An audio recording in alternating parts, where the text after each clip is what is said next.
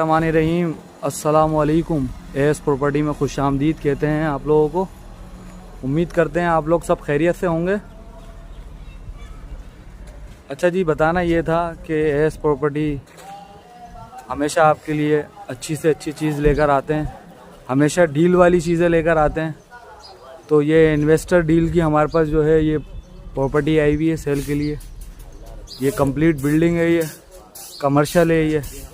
और ये देख सकते हैं आप, नीचे 2 शॉप भी हैं इसके, ठीक है। और ये ग्राउंड +3 की बिल्डिंग है। ये कंप्लीट बिल्डिंग हमारे पास सेल के लिए है।